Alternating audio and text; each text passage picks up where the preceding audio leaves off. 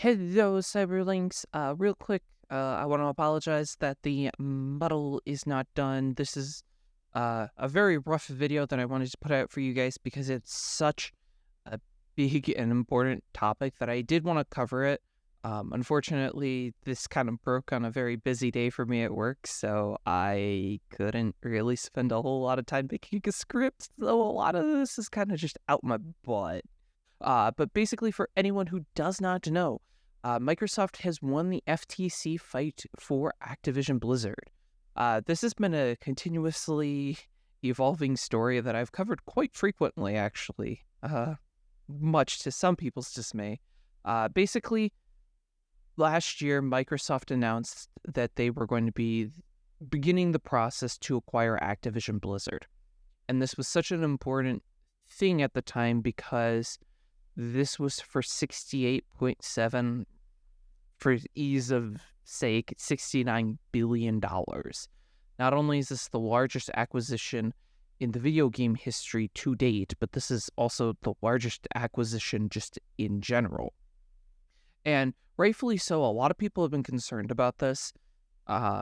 Whenever you're buying up a company as big as Activision and Blizzard, you do have to start thinking about how this will affect the gaming industry as a whole. So what Microsoft has been doing over the course of the last year or so has been trying to reassure not investors, regulators, trying to assure regulators that regardless of what this acquisition was, that it would actually benefit the gaming community rather than hurt it. One of the big things for the European Union that their concern was that by having Microsoft go in and acquire Activision Blizzard, that it would hurt the cloud gaming market. For anyone who doesn't know, it is possible to play video games over the internet. It's really not good. Like, really not. Famous example, Stadia. Google Stadia was something that Google had tried to do and sadly failed. I mean, in all reality, it was quite sad because they did it so well. But you can also go to Amazon Luna, GeForce Now, Boosteroid. There's a handful of these different cloud streaming platforms that basically you either pay a monthly fee or you buy your games digitally in the cloud.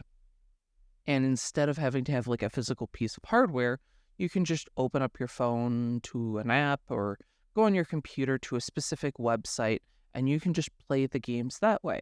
And one of the big concerns that the European Union had was that by Activision being bought out by Blizzard, or Activision being bought out by Microsoft, what this would do is this would hurt the cloud gaming market.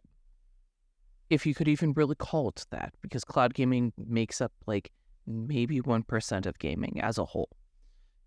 How did Microsoft get around this? They basically said, hey, we're going to bring our games. Our games are on Game Pass through the cloud if you're on the Game Pass Ultimate plan. But we're also going to start working on bringing them to GeForce Now and bringing them to Boosteroid and a handful of other cloud platforms. Then we're also going to go a step further and we're going to start making commitments. So for the next 10 years, these different platforms are going to start getting access to games that they never had before, most famously Call of Duty.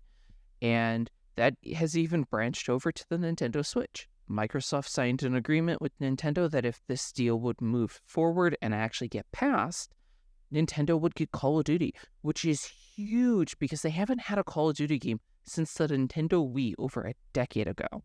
Understandably so, Activision didn't want to bring anything to the Wii U, but Activision has had numerous years of chances of bringing some form of Call of Duty to the Switch, and they just haven't. Switch launched back in 2017. It's been 6 years. You could have ported Black Ops and Black Ops 2. It doesn't even need to be the latest Call of Duty game. Activision could have, and they chose not to.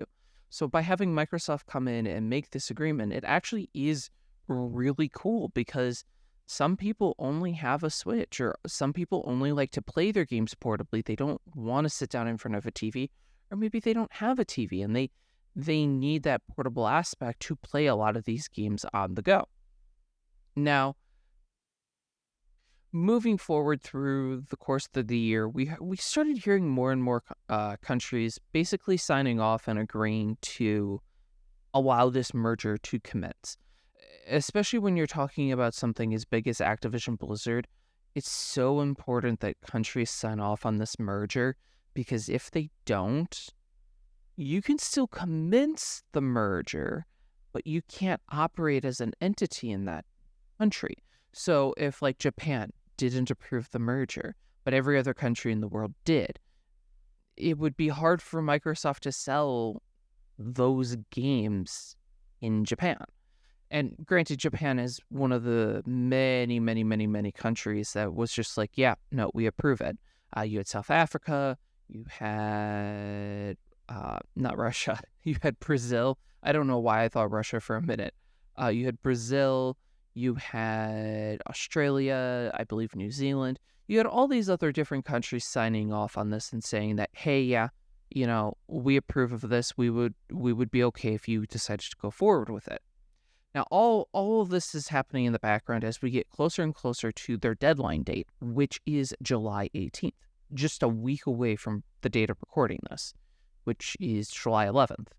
So, as we're going on, we're hearing more and more of these countries that are signing off and approving this. But the three big ones at the time are the European Union, the UK, and the United States. Like I had mentioned earlier, the European Union, after they saw the agreements that Microsoft was willing to make to allow the merger to go through, not just in public, but also in written statements, they signed off on it. So now it's really come down to the FTC in the United States and the CMA in the UK. So now we're fast forwarding a couple months, and the FTC wants to essentially try and buy time until this merger is able to go through. They want an extension. Now, granted, in this instance, this would mean Microsoft having to spend even more money to basically be like, yeah, no, we need more time to get the approval for this. Not normally something that companies really want to do, to be honest. So they're trying to push through to allow the whole thing to go through. The CMA from the UK is basically just like, nope, despite everything that you're saying for all these cloud game coming to different platforms, we're still not going to approve it. And even to this date, after this news broke, it's still not being approved in the UK. What this is, though, is the FTC lost their big fight. For those who don't know, about 2 weeks ago, the FTC had basically filed this preliminary injunction request in the state of California to try and buy time until they could formulate their case in August and basically just fight it, because they didn't agree and they saw issues with how the merger was going to commence. Hearing that this was denied, basically the judge said in her official statement, Microsoft's acquisition of Activision has been described as the largest in tech history. It deserves scrutiny. That scrutiny has paid off. Microsoft is committed in writing in public and in court to keep Call of Duty on PlayStation for 10 years on parity with Xbox. That's been not only the FTC's, but PlayStation's biggest argument in this whole conversation is, what are we going to do about Call of Duty? What are we going to do about Call of Duty? Xbox is going to make it inferior on the PlayStation. They're going to have the best version on Xbox. Despite Microsoft coming out and stating several times, no, this 10-year agreement that we're signing with you is going to be parity between Xbox and PlayStation. They will look the same or the best for that specific console. Going on further into the statement that the judge said, it made an agreement with Nintendo to bring Call of Duty to Switch, again, something that Nintendo's consoles have not had in over a decade. And it entered several agreements for the first time bringing Activision's content to several cloud gaming services. This statement right here is the biggest reason why I am frustrated with the CMA's decision. One of the things that the FTC was using for their statement about why, like Call of Duty and these other Activision games being owned by Microsoft would be bad is that, you would see more, especially cloud services like Google Stadia happening where they just die off because they can't compete. But my biggest argument with that, and the reason why I make this argument as a former Google Stadia user, I put almost $500 into that platform. I can make this statement. Google never tried. Activision never tried. There was never a single rumor. Well, there were a couple rumors about like Call of Duty Warzone coming to Google Stadia, but outside of that, there was never a conversation about the mainline Call of Duty game coming to Stadia. You flash forward now to 2023. What are we looking at? Amazon Luna. There's no conversation about any Activision game coming to the platform. Boosteroid. No conversation. PlayStation Plus. Yeah, sometimes you'll get a Call of Duty game put into the rotation, but it's like maybe one a year, and it's only there for a year. So that argument is so valid, and it's the reason why I don't understand the UK's point of view on this, because Microsoft is willing to work with these companies for the next decade to get these games onto the platform. It does not make sense for them not to try this because Call of Duty is such a widely adopted game. It's played on Xbox. It's played on PlayStation. It's played on PC. To go and limit it just to the Xbox platform would be damaging to the brand on just outside of where it is normally. Now, getting back to what the judge said in this, the court's responsibility in this case is narrow. It is to decide if, notwithstanding these current circumstances, the merger should be halted, perhaps even terminated, pending resolution of the FTC administration action. For the reasons explained, the court finds the FTC has not shown a likelihood that it will prevail on its claim this particular vertical merger in this specific industry may substantially lessen competition. Holy crap. Judge, please speak English. To the contrary, the record evidence points to more consumer access to the Call of Duty and other Activision content. The motion for a preliminary injunction is therefore denied. That is what I wanted to hear. And thank you to Judge Corley. She was the judge who was presiding over this case. Thank you for, even though you're not a gamer, I know she's not a gamer because I listened to some of her statements and she didn't know what the fuck she was talking about. And it's not against her. She's not a gamer. I understand that. But she didn't even understand what Call of Duty was. But point being, the whole reason, and I say this as a fan of the PlayStation brand to a certain extent, I'm not a fanboy of that console. I absolutely hate the PlayStation ecosystem. The thing is, Jim Ryan, the person who basically runs the PlayStation division for Sony, I really honestly think that the whole reason why he's going to this extent and why he's getting this upset on the matter is because he's going to lose a shit ton of money. Basically, while the trial was going on, you saw certain documents being released, censored heavily, but being released as evidence for their case. And one of the big things that we had from this whole escapade, yeah, there was a whole lot of things about Microsoft looking at buying out Sega, Square Enix, a whole bunch of other companies. One of the things that I have to say I've never really anticipated, like, ever, was this.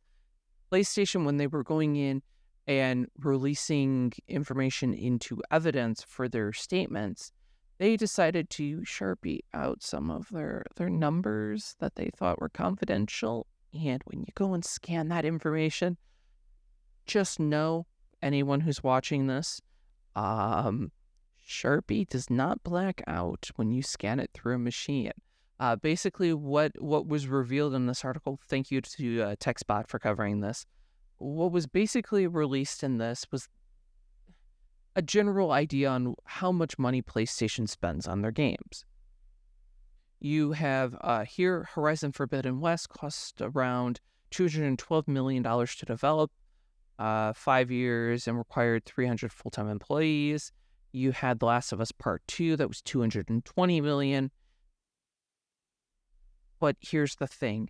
This also was really damning evidence because this showed how much money the PlayStation brand makes from Call of Duty. To quote from the TechSpot article, the document also gives some insight into how much money or how much the Call of Duty franchise is worth to Sony. In 2021, the game generated over $800 million in revenue for the company in the US alone and about $1.5 billion worldwide.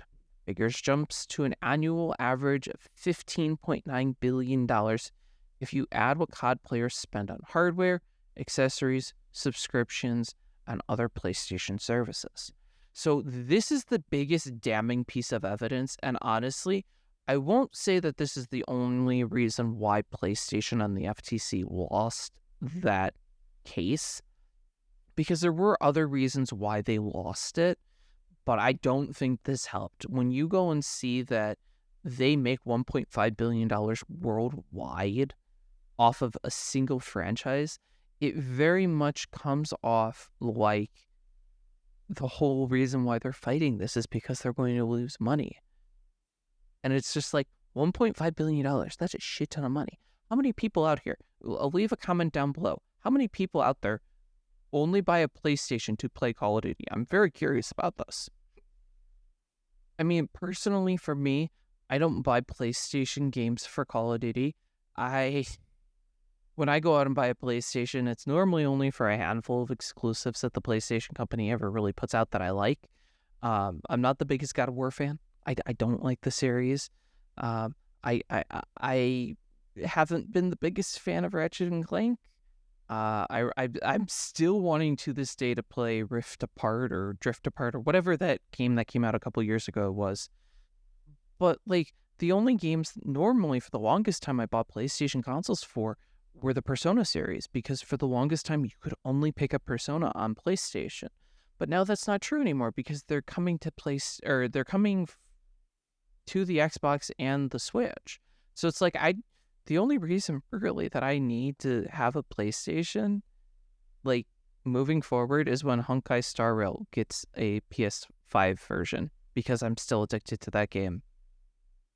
Probably a little bit more than I should admit, but I'm very addicted to that game and I've spent way too much money on it. But I have to say, Sony, you really fucked up.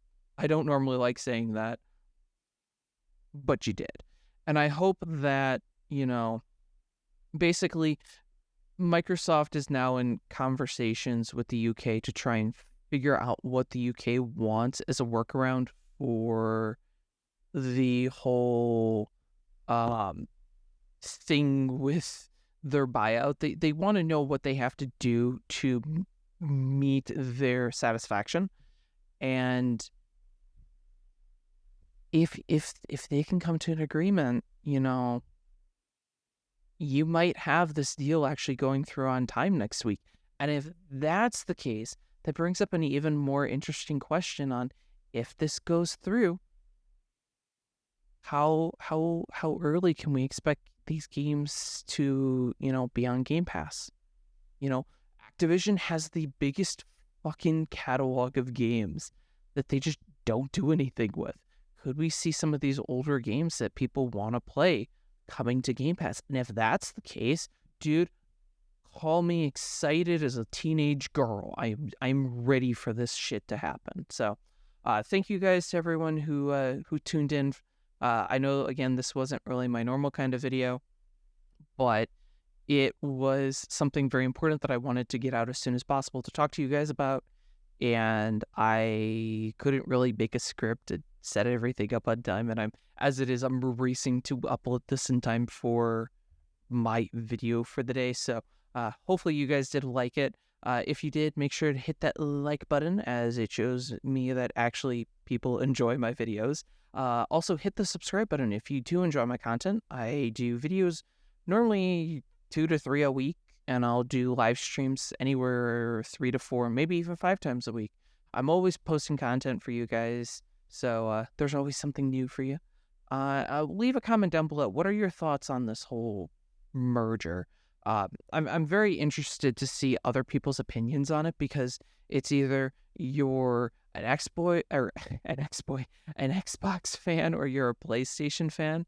I'd love to hear where you guys are. Are you on Xbox? Are you on PlayStation? Or are you somewhere in the middle like I am?